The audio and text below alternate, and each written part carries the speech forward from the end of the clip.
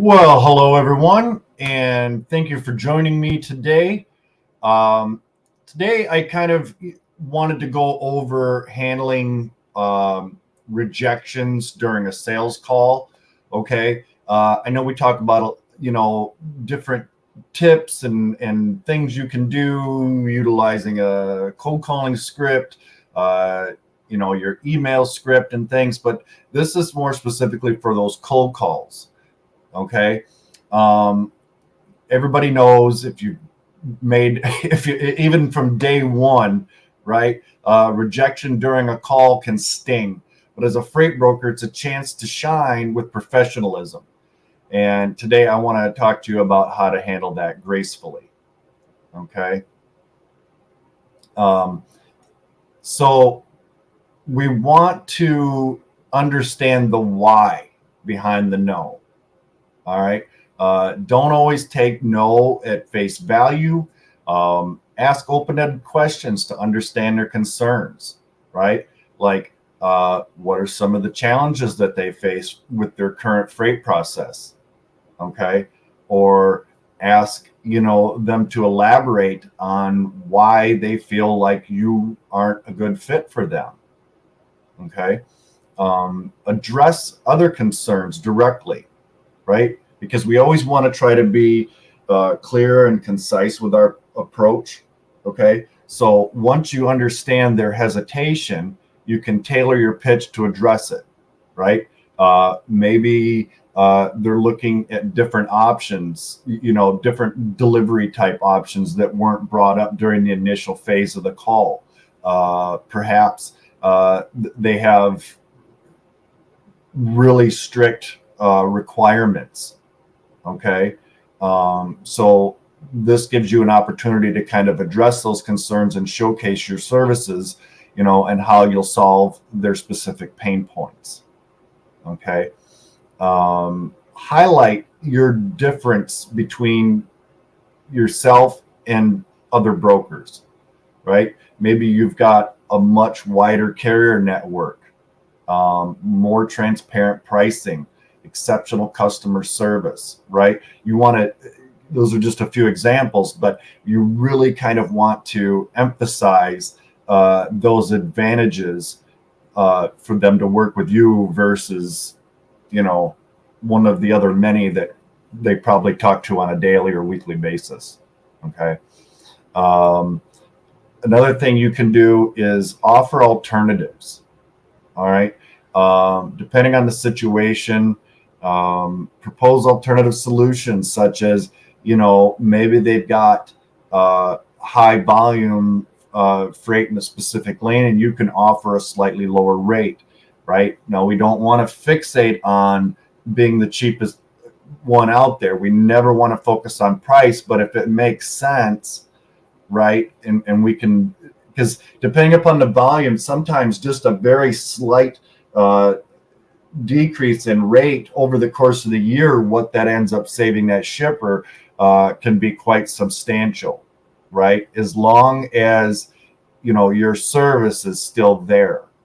Okay. Because otherwise it's not going to be worth it to them to, use you over maybe who they're currently using. Right.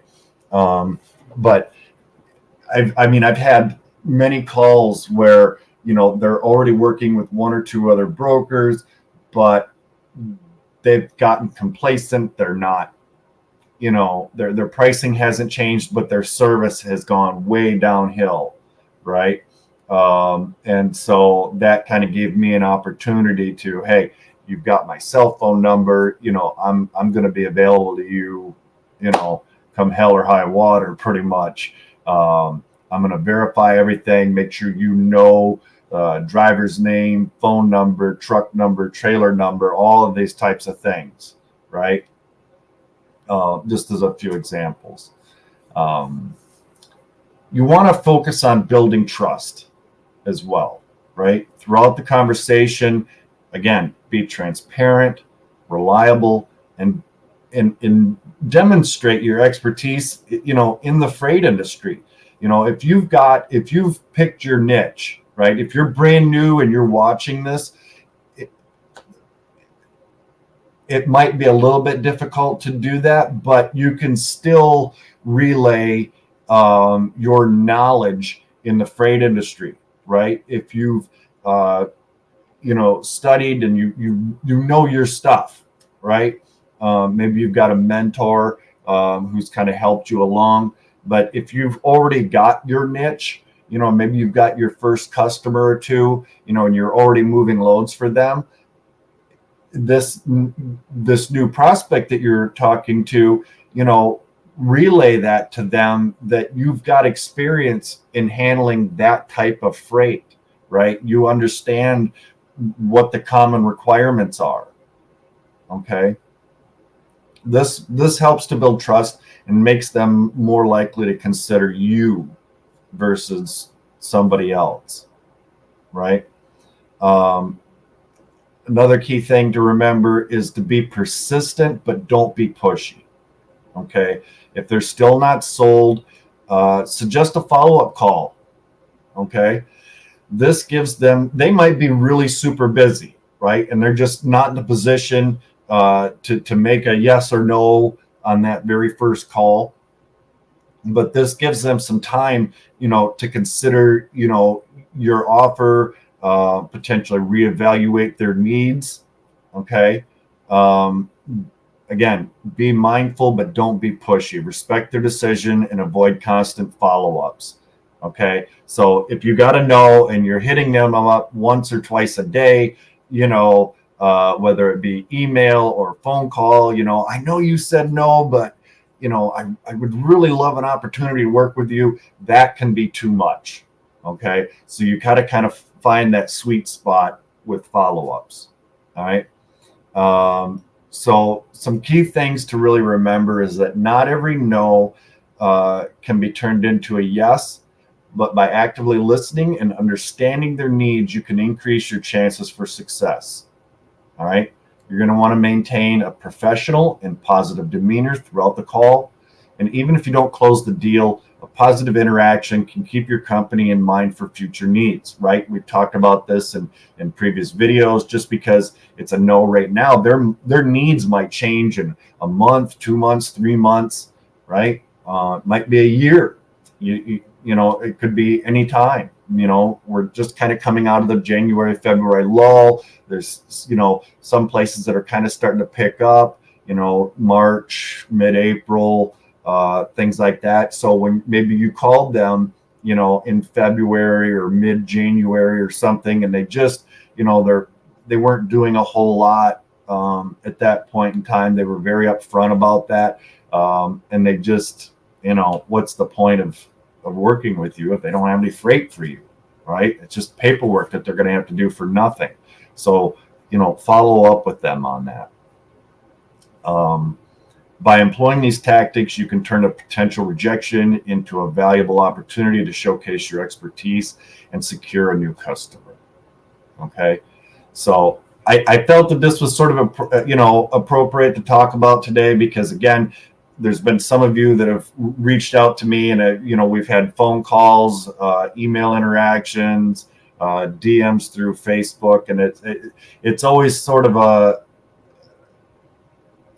common occurrence, for new freight brokers coming in, or even if you're in your first year, and you're like, what happened? I've got 1 or 2 customers, but I still need a few more to really kind of get going. It's very easy to hear a no and just say, okay, well, thank you for your time, click, and move on to the next call. But don't leave that opportunity out on the table, right? You can absolutely turn some of those no's into yeses. I get rejected sometimes. There's nothing you can do about it, right? It's just a no is a no is a no. You caught them on a bad day,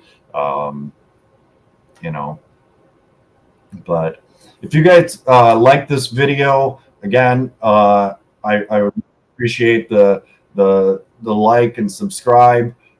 Any comments that you might have on this? Maybe you've got some additional tips that you'd like to share. We appreciate your support for our sponsors. It really helps keep the channel going. and it's very much appreciated. Uh, I hope you guys are having a great start to your week. And this, for those of you that have been battling with the issue of rejection during your sales calls, I really hope that this was helpful. With that, I'll probably see you back here Wednesday or Thursday, and have a great week. All right.